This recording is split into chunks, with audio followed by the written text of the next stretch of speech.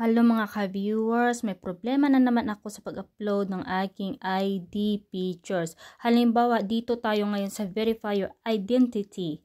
So, dito sa ID type, pipiliin ko muna yung aking passport. Ito papakita ko lang sa inyo. Pagkatapos nito, dito sa ID number, ilagay nyo dyan yung inyong ID number ng inyong passport.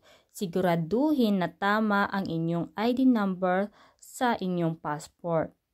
Pagkatapos, proceed tayo dito sa ating photo of your valid ID. Dito, i-click nyo dito yung upload or take a photo. Meron mga choices dyan, either na mag-upload ka ng photo ng inyong passport or mag-take ka ng pictures ng iyong passport. So, halimbawa, pipiliin ko yung camera dahil magte-take a photo ako. So, ito na yung aking passport. Ayan, nakaklik na. Tapos, click nyo lang yung OK. Pag na-click nyo na yung OK, makikita nyo dyan yung result kung accepted nga ba. Charan!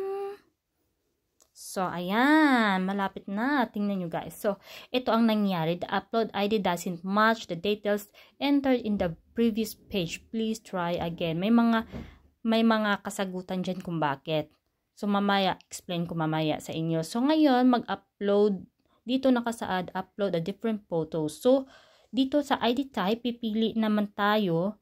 Halimbawa, pipiliin ko yung aking ibang IDs. So, halimbawa, pipiliin ko yung PhilHealth ID ko. Pagkatapos, ilagay ko dyan yung ID number ng aking PhilHealth ID. Tapos, click ko ulit yung upload a different file. So, click ko naman ulit yung aking camera kasi magte-take a photo lang ako. So, ito na yung aking PhilHealth ID. Ayan. So, click nyo yung OK. Tapos, aantayin nyo lang yung uploading. Ayan! Natanggap na. So, okay na yung ating photo of your valid ID. So, okay na yan once ganyan na yung itsura niya. Proceed naman tayo dito sa take a selfie.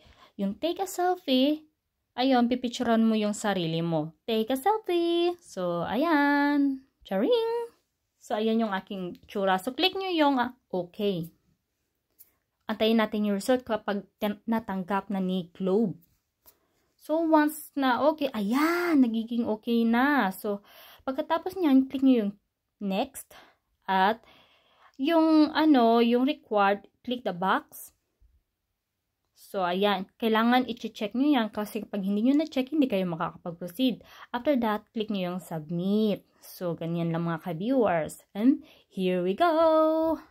Ito na, registered na tayo sa ating Globe SIM card. So, after that, click nyo yung yes. Aran. Charan. So, ayan. So, registration submitted. So, okay na, naka-registered na tayo. So, okay na yung SIM card nyo. Pagkatapos niyan, nakatanggap kayo ng reference code. Yan yung inyong reference code na ibig sabihin na i-registered na ang inyong Globe SIM card. So, huwag kalimutan mga ka-viewers, para hindi kayo magkamali, dapat yung spelling ng inyong valid ID dun sa ID pictures ay magkatugma. Kung hindi magkatugma, ibig sabihin may maling spelling or maling detalye dun sa inyong pictures na naisubmit. I hope that you enjoyed this video at may natutunan kayo ng marami sa aking videos. Thank you for watching!